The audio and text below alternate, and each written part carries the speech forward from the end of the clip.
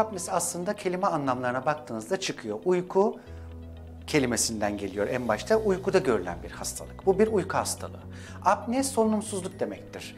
Nefes alamamak, nefesin durması demektir sözlük anlamı. Uykuda solunumla ilgili sorunların hepsine uyku apnesi deriz. Yani uykuda solunumun kesilmesidir. Peki her solunum kesilmesi mi uyku apnesi olarak değerlendirmelidir? Hayır. Bunun tabii ki de bir standartını getirmiş bilim çevreleri. Demiş ki 10 saniye ve 5'ten daha fazla bir uyku boyunca solunumumuz duruyorsa bu uyku apnesi hastalığıdır.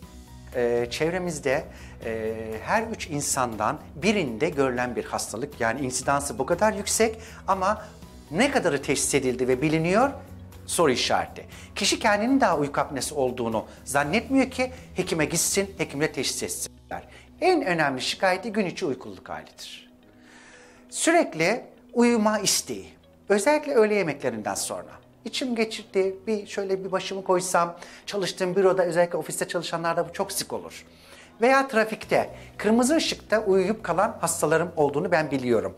Uzun sürdüğünde kırmızı ışık kazaya sebep vermiş bu yüzden. Hem kendi canına, malına da karşı tarafa da. Bunun haricinde bu hastalarda çok kesinlikle olmasa da kilo alıyorum ama veremiyorum. Aslında çok basit bir uyku apnesi teşhisi yaptırılsa, çok diyet yaptım ama kilo veremiyorum.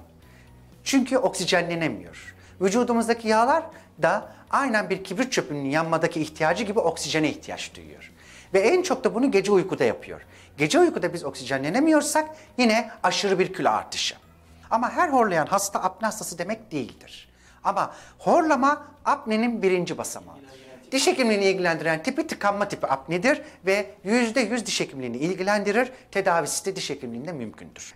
Biz ağız içine apareyler yaparak dil tabanı, dil kökünü yeniden şekillendirerek buradaki mekanik tıkanma yolunu açıyoruz, ortadan kaldırıyoruz ve bu şekilde ağız tabanını yapan kasları da güçlendiriyoruz.